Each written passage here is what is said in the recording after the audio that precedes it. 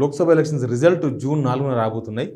కానీ ఇప్పటికే అన్ని పార్టీలు ముఖ్యంగా మన రాష్ట్రంలో అధికారంలో ఉన్న కాంగ్రెస్, తర్వాత మాకు ఎక్కువ సీట్లు వస్తాయనుకున్న బీజేపీ, మాకు కూడా కొన్ని సీట్లు వస్తాయని వస్తున్న బీఆర్ఎస్ ఎక్కడెక్కడ లెక్కలు చేసుకున్నారు. ఏ కాన్స్టిట్యున్సీలో మనకు అవకాశం ఉంటుంది, ఏ కాన్స్టిట్యున్సీలో మనం ఎడ్జ్లో ఉన్నాం, ఏ కాన్స్టిట్యున్సీ ఎట్లా ఉందని. అయితే మెయిన్గా మహబూబ్నగర్ కాన్స్టిట్యున్సీ పైన కాంగ్రెస్కు డౌట్ వచ్చింది. యాక్చువల్గా వీళ్ళు లెక్కేసుకున్న కాన్స్టిట్యున్సీలో మహబూబ్నగర్ కూడా ఉంది. ఖచ్చితంగా మేము 10 గెలుస్తామని చెప్తున్నారు కాంగ్రెస్ వాళ్ళు. దానిలో మహబూబ్నగర్ కూడా వాళ్ళు లెక్కేసుకున్నారు.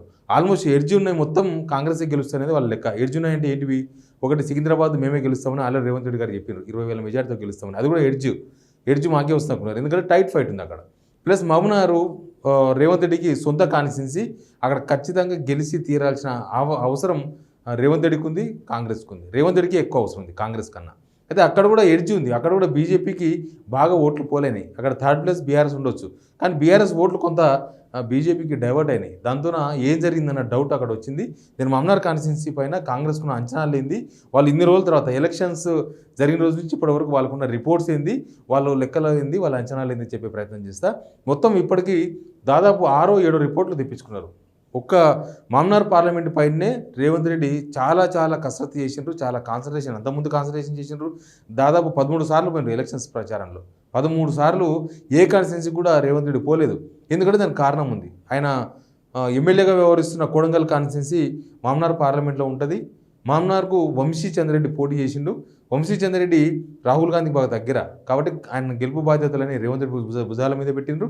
సొంత కాన్స్టిట్యున్సీలో ఓడిపోతే రేవంత్ రెడ్డికి కొంత తలదింపుడు అవుతుంది కాబట్టి దాన్ని గెలిపించుకోవడానికి తీవ్ర ప్రయత్నాలు చేసిండ్రు. బీజేపీ నుంచి తీవ్రమైన పోటీ ఎదురైంది. వాళ్ళకున్న లెక్కలేంది, ఈ 4 ప్రైవేట్ రిపోర్ట్స్ వచ్చినాయి, మిగతావేమో ఇంటెలిజెన్స్ రిపోర్ట్స్ వచ్చినాయి. ఇంటెలిజెన్స్ రిపోర్ట్స్ ఎట్లా ఉన్నాయి, బయట రిపోర్ట్స్ ఎట్లున్నాయి, వీళ్ళ అంచనాలు ఏంది, అసలు ఏం జరిగింది, ముందు అనుకున్నది ఏంది, ఎలక్షన్ అయిపోగానే వచ్చి అనుకున్నది ఏంది, ఇప్పుడు ఇన్ని రోజుల తర్వాత అంత అంతర్మదనం లేకపోతే లెక్కలు అన్ని అంచనాలు వేసిన తర్వాత ఏంది, ఎందుకు డౌట్ వచ్చింది కాంగ్రెస్ మహబూబ్నగర్ పైన అనే అంశం పైన నేను మీకు క్లారిటీ చెప్తా. మొత్తం 7 అసెంబ్లీ కాన్స్టిట్యున్సీలు ఉన్నాయి.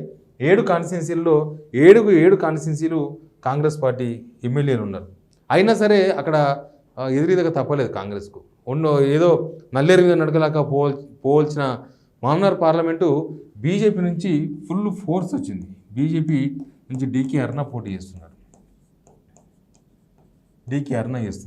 తర్వాత బీఆర్ఎస్ నుంచి మన్నె శ్రీనివాసరెడ్డి, ఆయన సిట్టింగ్ ఎంపీ. అయితే ఇక్కడ యాక్చువల్గా ట్రయాంగిల్ ఫైట్ జరిగితే కనుక ఖచ్చితంగా కాంగ్రెస్కి అవకాశం ఉండేది. కాంగ్రెస్ నుంచి వంశీ,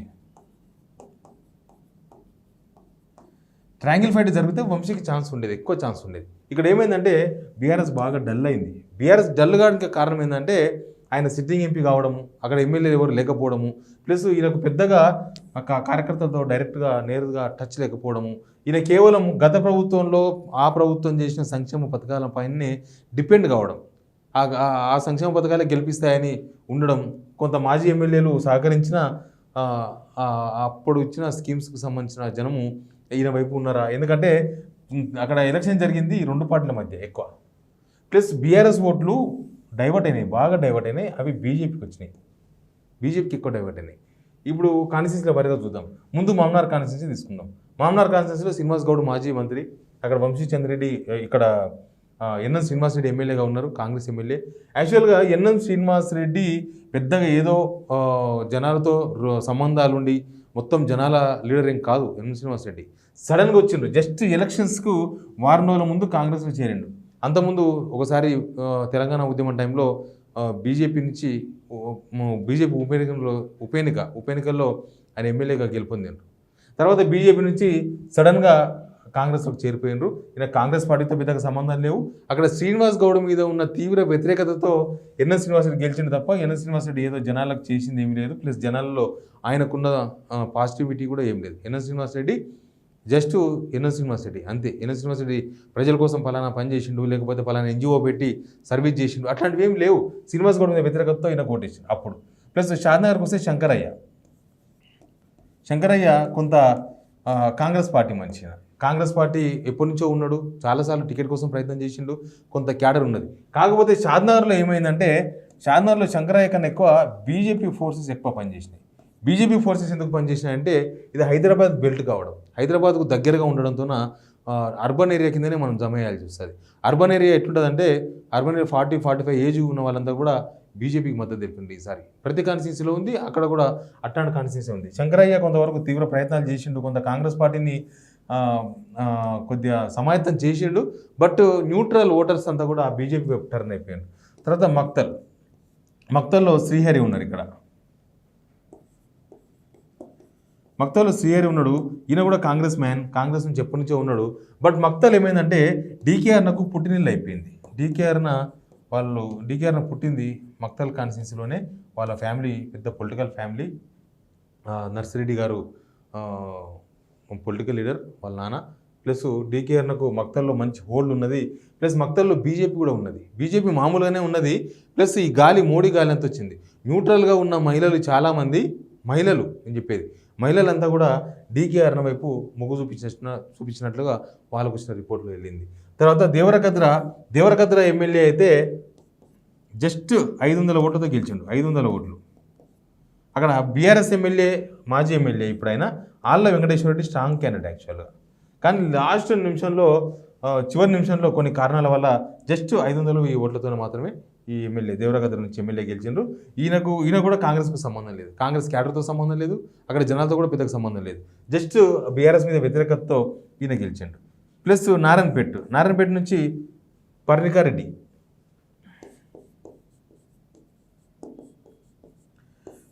ఎమ్మెల్యే ఉన్నారు.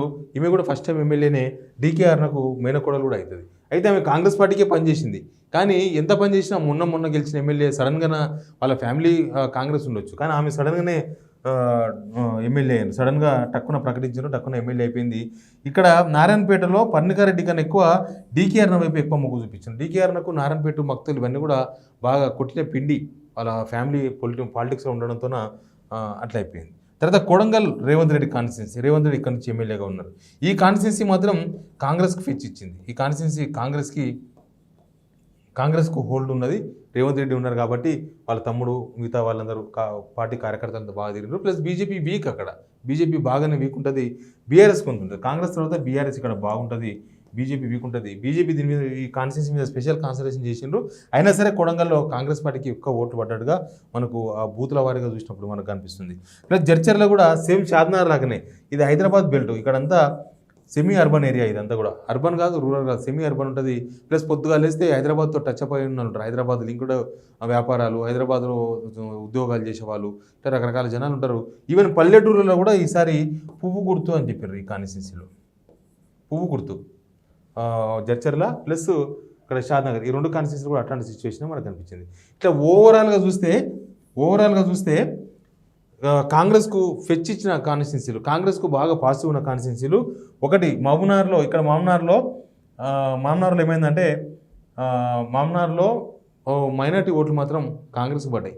90% ఓట్లు మొత్తం కాన్స్టిట్యున్సీలు అంతే. మహబూబ్నగర్లో కొంత ఎక్కువ ఉంటారు. మహబూబ్నగర్లో మాత్రమే ఇక్కడ మైనార్టీ ఓట్లు ఉంటారు. మిగతా దగ్గర ఎక్కడ మైనార్టీ ఓట్లు పెద్దగా చెప్పుకోదగ్గ సంఖ్యలో ఉండరు, వాళ్ళేం ప్రభావం చూపేంతగా ఉండరు. కేవలం మహబూబ్నగర్ లోక్సభ మొత్తంలో ఒక మహబూబ్నగర్ అసెంబ్లీ కాన్స్టిట్యున్సీలో మాత్రమే కొంత చెప్పుకోదగ్గ ఉంటారు. కాకపోతే డిసైడింగ్ ఫ్యాక్టర్ ఏం కాదు. కాకపోతే దీనిలో 90% కాంగ్రెస్ పడ్డాయి కాబట్టి కొడంగల్ తర్వాత మహబూబ్నగర్ కొద్దిగా కాంగ్రెస్కు మంచి అవకాశమే ఇచ్చింది. మహబూబ్నగర్లో మిగతా వర్గాలంతా బీజేపీ అయిపోయినాయి, కొంత బీఆర్ఎస్కు ఫెచ్ అయింది. ఇంకా మిగతా కాన్స్టిట్యున్సీలు ఎక్కడ చూసినా కూడా కాంగ్రెస్కు పాజిటివ్గా ఉన్న కాన్స్టిట్యున్సీలు, లేకపోతే కాంగ్రెస్ కోసం ఒక మాట చెప్తే ఎమ్మెల్యేలు ఎవరైనా సరే ఒక మాట చెప్పేస్తే ఓటు వేసే పరిస్థితులు లేవు మిగతా కాన్స్టిట్యున్సీలో. కాబట్టి అక్కడ ఈ కాన్స్టిట్యున్సీ మొత్తం కూడా బీజేపీ ఫెచ్ అయినాయి. మెయిన్గా ఈ మొత్తం మహబూబ్నగర్ పార్లమెంట్లో గెలుపును డిసైడ్ చేసేది నారాయణపేట, మక్తల్, ఈ 2 కాన్స్టిట్యున్సీలే. ఎందుకంటే కాంగ్రెస్ పార్టీ ఇక్కడ ఎక్కువ కాన్సన్ట్రేషన్ చేసింది. ఎక్కువసార్లు రేవంత్ రెడ్డి పోయింది కూడా ఇక్కడికే. ఎందుకంటే ఇప్పుడు ఆల్రెడీ ఈ కాన్స్టిట్యున్సీలో కాంగ్రెస్కు కొడంగల్ ఒకటి ఎట్లా వస్తున్నారు, మహబూబ్నగర్ కూడా వస్తున్నారు.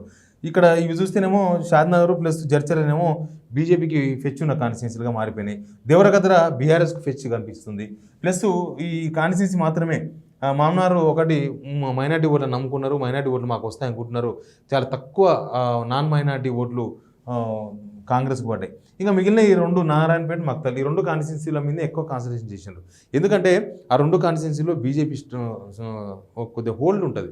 మిగతా కాన్స్టిట్యున్సీల్లో కేవలం ఎలక్షన్ వచ్చిందనో మోడీ గాలి వచ్చిందనో లేకపోతే హైదరాబాద్ దగ్గర ఉండడంతోన కొంత బీజేపీకి ఫెచ్చియొచ్చు. కానీ నారాయణపేట మక్తల్లో మామూలుగానే బీజేపీ ఉంటుంది. బీజేపీ జెండా ఎప్పుడు ఎగురుతుంది అక్కడ, మీన్స్ బీజేపీ జెండా ఎగిరిసే కార్యకర్తలు అక్కడ ఉంటారని, గెలుస్తారని కాదు.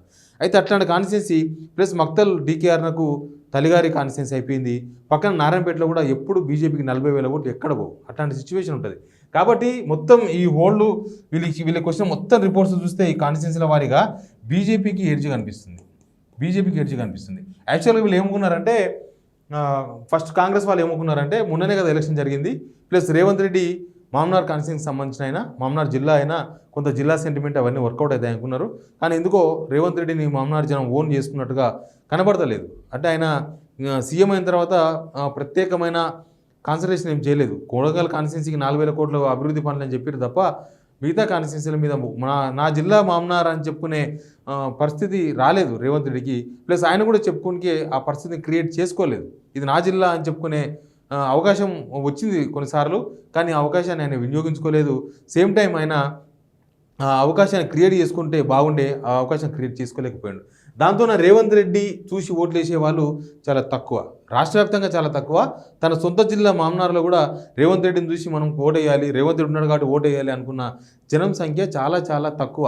వాళ్ళు అసలు ప్రభావం కూడా చూపలేనంత చాలా తక్కువ పర్సంటేజ్ మాత్రమే రేవంత్ రెడ్డి చూసి ఓటేద్దాం అనుకున్న పర్సన్స్ ఉన్నారు. కాబట్టి అట్లాంటి సిచ్యువేషన్లో ఇక్కడ ఈ 2 కాన్స్టిట్యున్సీలు, నారాయణపేట మక్తల్ 2 కాన్స్టిట్యున్సీల్లో జనరల్ లేడీస్, అంటే వాళ్ళకి రాజకీయాలతో సంబంధం లేని వాళ్ళు, ఏదో ఇంట్లో ఉండి పనిచేసుకున్న వాళ్ళు, వ్యవసాయం చేసుకున్న వాళ్ళు, చిన్న చిన్న వ్యాపారాలు చేసుకున్న వాళ్ళు, అట్లాంటి వాళ్ళందరూ కూడా బీజేపీ వైపు పోయినారు. ప్లస్ ఇక్కడ బీఆర్ఎస్ నేను చెప్పిన కదా, మధ్యాహ్నం తర్వాత బీఆర్ఎస్ నుంచి ఓట్లు డైవర్ట్ అయినాయి, బీజేపీకి డైవర్ట్ అయినాయి, కాంగ్రెస్ డైవర్ట్ కాలే. ఆడ ఎంతసేపటికి వంశీచంద్రెడ్డిని ఓడగొట్టాలన్న దాంతో బీఆర్ఎస్కి సంబంధించిన కింది స్థాయి కార్యకర్తలు ఎవరు చెప్పినా చెప్పకపోయినా సరే వాళ్ళు బీజేపీకి టర్న్ చేసిన ఓట్ బ్యాంక్. ఇదంతా కూడా ఇంటెలిజెన్స్ రిపోర్ట్లో ఉంది, ఎంత పర్సెంటేజ్ పోయి ఉండొచ్చు, బీఆర్ఎస్ నుంచి ఎంత పర్సెంటేజ్ బీజేపీకి ఓట్లు షేర్ అయ్యి ఉండొచ్చు. ఇట్లాంటి చాలా అంశాల మీద అనేక తర్జన భర్జన పడ్డ తర్వాత లాస్ట్కి ఎడ్జ్ బీజేపీకి వస్తుంది. ఇక్కడ కాంగ్రెస్కి డౌట్ వచ్చింది ఇదే. కాంగ్రెస్ అందుకే ఇప్పటిదాకా కూడా రేవంత్ రెడ్డి చిట్చాట్లో కూడా రేవంత్ రెడ్డి 10-11 గెలుస్తామని చెప్తున్నట్టున్నారు, 13 దాకా గెలుస్తామని చెప్పిండ్రు. కానీ స్పెషల్గా మామ్నార్ గెలుస్తామని ఎక్కడే చెప్పలేదు. మామ్నారు వాళ్ళు గెలిచే అవకాశం ఉంటే రేవంత్ రెడ్డి ఇప్పటికే ఒక ప్రెస్ మీట్ పెట్టేవాడు ఖచ్చితంగా. ఎందుకంటే తన ప్లేస్లో తను గెలిస్తే మిగతా కాన్స్టిట్యున్సీల్లో గెలుపోవడంలో మీద ఎట్లాంటిది ఉందో తర్వాత విశ్లేషించుకోవచ్చు. సేమ్ టైం తను గెలుస్తున్నాను ఒక ఆత్మవిశ్వాసాన్ని వ్యక్తం చేసే అవకాశం ఉండేది. ఇప్పటి వరకు రేవంత్ రెడ్డి ఎక్కడ ఒక ప్రెస్ మీట్ పెట్టలేదు. ఈవెన్ మామ్నార్ కాన్స్టిట్యున్సీ తన సొంత కాన్స్టిట్యున్సీ గెలుస్తున్నాం అన్న ఒక నమ్మకాన్ని కూడా ఆయన ఎక్కడ వ్యక్తం చేయలేదు. కాబట్టి ఇక్కడ బీజేపీకి ఎడ్జ్ చూస్తున్నట్టుగా చాలా క్లియర్గా కనిపిస్తుంది. ప్లస్ ఈ ఎమ్మెల్యేల పనితీరు ప్లస్ కార్యకర్తలు ఉన్న అసంతృప్తి, ఆయన మామ్నార్ జిల్లాకు సంబంధించిన వ్యక్తి అయినా కూడా కాంగ్రెస్ కార్యకర్తలకు స్పెషల్గా చేసింది ఏమీ లేదు, కార్యకర్తలను ఓన్ చేసుకున్నది ఏం లేదు రేవంత్ రెడ్డి అనేది ఒక బాగా ఆ టాక్ నడిచింది కాంగ్రెస్ పార్టీలో. కాబట్టి కాంగ్రెస్లో ఉన్న చాలామంది కూడా బీజేపీకి ఓటేసారు అనేది ఒక పెద్ద బాంబు పిలిచింది ఒక రిపోర్ట్. కాంగ్రెస్లో ఉన్న చాలామంది అసెంబ్లీ ఎలక్షన్స్లో ఉరికి కాంగ్రెస్కు ఓటు వేయించిన చాలామంది ఇన్బిల్ట్గా బీజేపీకి సపోర్ట్ చేసినట్టుగా ఒక బాంబు లాంటి రిపోర్ట్ ఒకటి వచ్చింది. సేమ్ టైం ఇదంతా అనుమానం ముందు రోజు వచ్చింది, ఎలక్షన్స్కు పోలింగ్ ముందు రోజు వచ్చింది. అక్కడ డబ్బుల పంపిణీ బాగా జరిగింది. కాంగ్రెస్ వాళ్ళు కాన్స్టిట్యున్సీల్లో ఆ 2 రాత్రులు ప్రచారం ముగిసిన తర్వాత 2 రాత్రులు బాగా డబ్బులు పంచారు. జనం డబ్బులు తీసుకున్నారు తప్ప ఓట్లేసే విషయానికి వచ్చేసరికి మళ్ళీ వేరే అంశాలను ఆలోచించినట్టుగా కూడా కొన్ని రిపోర్ట్స్ వచ్చినాయి. కాబట్టి ఇక్కడ బీజేపీ ఫెచ్ ఉన్నట్టుగా కనిపిస్తుంది.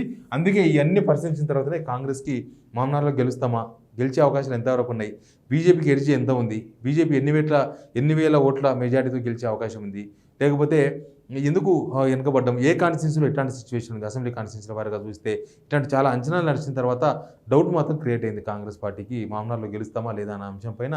ఇప్పటికీ ఆ పార్టీలో క్లారిటీ అయితే మిస్ అయింది. Please subscribe signal TV.